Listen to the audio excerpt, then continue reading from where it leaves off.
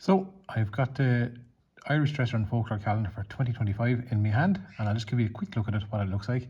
So the first dresser is actually from County Kilkenny. It's from Callan, and it's owned by Anita Fennelly. She calls it Agnes, and she bought it from her first paycheck in 1984. So she always wanted a dresser as a child. And there's new dressers in this year's calendar. The first thing, I have a little kind of short little essay about things that I'd noticed about particular styles of dressers around the country. These are North Wexford dressers here beside me, little features here that you'll spot. And then there's a whole little feature about the drawers in people's dressers, the right hand drawers. And sticking with Wexford, the first dresser we have is a man called Pat Boggin. It's called Farrell's dresser, so it's a lovely dresser and press, still in the original house that it was made in, all the gorgeous details. And like before, one of the things I've done this year is all the folklore dates, but also included the interviews. So if you scan the interviews, it'll bring you to bits of folklore interviews that I would have recorded, but also interviews with the owners. And that's the most important thing. You can actually scan that and listen to Pat talking about who made the dresser. So the next dresser is by a family called Kings up in outside Oranmore in Galway. This was an old dresser, and then the doors and the glasses were added, which is an interesting one to see. Just see the layers of time. Gorgeous dresser. Bernie and Anne here showed me the dresser a couple of months ago. And again, if you scan the QR codes, you'll be able to listen to them, and you can also read little bits and pieces again. Another gorgeous one here again. This is from Kilkenny. That Joe Daly saved. He saved it of an old house and painted it and looked after it. It's got lovely Kilkenny features that you don't get around the rest of the country. Kilkenny, Wexford, Waterford, that part of the country. And again, QR codes there. Again, just come here. There's enough to keep you busy with the pictures, but also to be able to scan the QR codes as well. Again, a Dota dresser from Oranmore in Galway, Helen Clark's dresser, in the original old house, attached house, where it was probably originally made for. Lovely little Galway features, Galway City features actually. These are from makers in Galway City, you'll spot these, and then the classic features from the west as well that you will see. Again, QR codes here again, and there's a lovely big long chat, about 20 minutes with Helen actually talking about life and the farm and growing up. But the doors and all are gorgeous too, all the original woodwork in the cottage. And I'll just flick through them just to show you again. I don't know, here's a mighty image of a man called Dahi Tobin in Thurles in Tipperary. And Dahi actually saved these three dressers from the road and lane where he lives. And these are all his neighbours' dressers. He won't part with them because he's attached to them so much. But as you can see in some of the photographs, you can see little bits of detail here. You can see that kind of a feature where you put the knives and forks, or the spoons in particular would have been left there. And then you're just absolutely gorgeous dressers. Again, QR codes as well. If you scan them, you'll hear Dahi. Another little dote of a dresser, a little dainty little dresser from Donegal that Cathal McGowan has in his home in Galway. Cathal lives in Galway now, but the dresser originally came from Donegal, and that's where he came, a proud Donegal man living in Galway, and just so delicate. And if you look at the QR codes, it'll take you to you can see all the details of all the joins and all that kind of stuff in the dresser. So the QR codes are a really handy way to get a little bit more information. Another one of my favourites, this is a real life working dresser in the kitchen that it was made by this man's mother and father, Tommy Delaney. He said that there was no electricity. The father was working during the day, and at night time the mother used to hold the candlelight, and he made the dresser. So there was an older dresser there beforehand, and this was made. But if you see here, it's got that lovely feature you get here in the southeast of the country where you have the spoons all laid up here. You can see Tommy's got the eggs there, he's got his cooker there. So this is a proper functioning dresser. If you look around as well, this is an old, probably late 17th century house, and it's got all the features like the spy hole, it's got the loft up over here, and it's completely just a gorgeous scene, a scene that many of you can relate to, growing up in rural Ireland.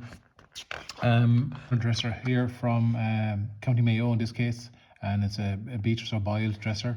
And again, it's got lovely features here. You mightn't be able to see it in this particular photograph of a feature you'll find an awful lot in North Mayo. It'll kick out on top, the lovely platelets going across. And this was in the family home. Beatrice saved it and brought it here to her new home in Crossmolina, and it was actually just made for it. There was a part of the skirting board had to be cut here to get a dresser to fit in. So just again, another of those classic cases of a piece of furniture that belonged to the relations and the ancestors brought back into the new home, and to be remembered and to remember the people who went before them. And the whole dresser is full of little bits and pieces that belong to relations from both sides of the family, from her husband and from her own. This is a gem of a dresser from County Waterford. It's really unusual. Here it's Pat Lacey.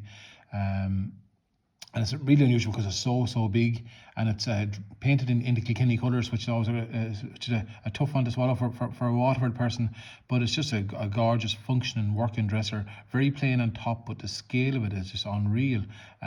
Big wide boards in the back, 3 drawers, 4 doors, and just loaded and used up the whole time. Just a gorgeous dresser, and again you can just the QR codes there for all the bits and pieces where you can scan them and listen and find out more. And this is a dresser of a woman that I met in Mayo many years ago called Nell Fox. And it's just a classic, simple, plain Mayo dresser, and that she got back in the 80s. It was belonged to a neighbour of hers who gave it to her, and she has it as just as a functioning piece in the kitchen. She says all her cookbooks and all her cookery books are in the bottom, and all the kind of like the old bowl that belonged to her. I think it was her mother-in-law actually that came from Dublin, but she was a proud Mayo woman. So it's got lovely Mayo features here. I think the feet have been cut off it, but I had the platelets and all along here.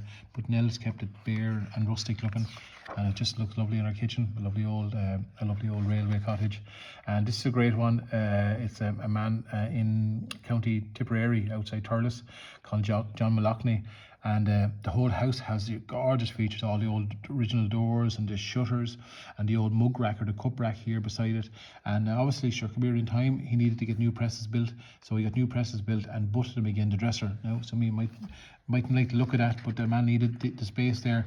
But the dresser is all there, and just the detail on top is fantastic. This is his family home, and that dresser was there the whole time. All the woodwork made by the same man, a neighbour down the road actually, and you can read about the neighbour. The man called Jim Ryan made all that. And the last one was actually a dresser. The last photograph I took for this year's calendar was from out in the wilds of Oughterard in Galway and Connemara, and this is Pádraig Walsh's dresser, and it's just a remote location in a fantastic part of the country, and a dresser in the original setting, painted in the original way, and it's just an absolute dote in an original old, what would have been an old thatched house. The Sacred Heart pictures here, as you can see in a lot of houses. Dresser hasn't been touched. It's got the oilcloth here. It's unusual. I've seen a couple in this part of Galway where they have the little small shelves here for the mugs, small, not deep shelf, and the plates are on the bottom rather than the plates up on top. You'll notice that, and then there's those gorgeous doors. But that's an original dresser. It's also got a St. Bridget's cross on it here, a wooden St. Bridget's cross, and then it's also got a load of them behind where I was taking that photograph. And it's also got this great lat going across, or stick going across here for hanging the tea towels and hanging the towels and all that kind of crack. So there it is. There's a dresser calendar for you. Bit of information on the back. You can scan the QR code actually for the interview with Anita on the front. There's Anita with her dog, and you can get copies of this at dresserproject.ie or folklore.ie. They're €15. This is the 5th year doing it, and I've always kept the price at €15. So if you want a copy, would you go over to folklore.ie or the dresserproject.ie, and you can order a copy. It's free shipping in Ireland, and then just a regular on post shipping then for anywhere else in the world. And you can also get them in selected stores around the country. So look on the website for that. Look on the website, you'll get details of that. So there you have it, the Irish Dresser and Folklore calendar for 2025. And as you can see, Anita has actually a copy of it on her own door, and that's one thing I'm beginning to find now when I'm going into people's homes. I'm beginning to see previous calendars beside the old dressers. So listen, if you want this to be part of your home or part of your life, go out and buy a copy, and I'd be delighted with the support. Thanks a million.